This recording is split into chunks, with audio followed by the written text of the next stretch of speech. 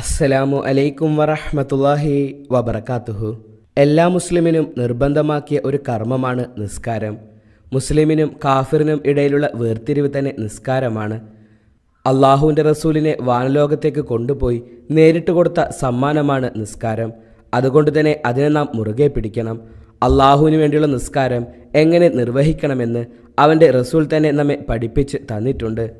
ഇത്തരത്തിൽ ഒരു ഹിന്ദു സഹോദരൻ്റെ വീഡിയോയാണ് സോഷ്യൽ മീഡിയയിൽ ഇപ്പോൾ വൈറലായി മാറിക്കൊണ്ടിരിക്കുന്നത്.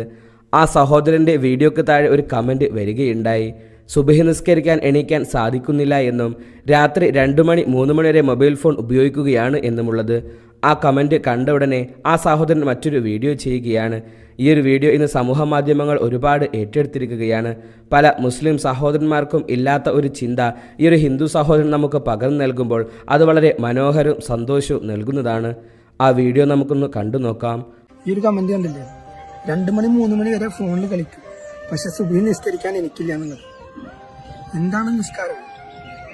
നമ്മൾ പടച്ച തമ്പുരാന് കൊടുക്കുന്ന ഒരു നെയ്യത്താണ് നിസ്കാരം എന്നുള്ളത്.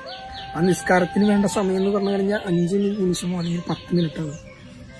നമ്മളെല്ലാവരും നല്ല വീട്, നല്ല കാറ്, നല്ല ബംഗ്ലാവ് എല്ലാം ഉണ്ടാക്കാൻ പോകുന്ന തിരക്കിലാണ്. ആ ഒരു സമയത്ത് നിസ്കരിക്കാൻ വേണ്ടി വരുന്ന ഒരു 10 മിനിറ്റ് നിങ്ങൾ മാറ്റിവെക്കണം.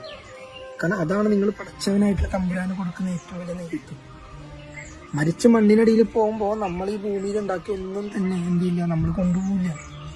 ഏതൊരു മനുഷ്യനും മരിച്ച് 6 അടി മണ്ണിൽ പോകുമ്പോൾ ആ ഒരു ശരീരം മാത്രമാണ് കൊണ്ടുപോകുന്നത്, അല്ലാതെ ഈ ഭൂമിയിൽ ഉണ്ടാക്കി ഒന്നും തന്നെ കൊണ്ടുപോകുന്നില്ല.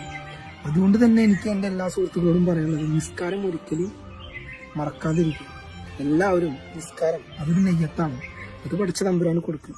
അള്ളാഹു സുബ്ഹാനഹു വ തആല നിസ്കാരം നിലനിർത്തുന്നവരുടെ കൂട്ടത്തിൽ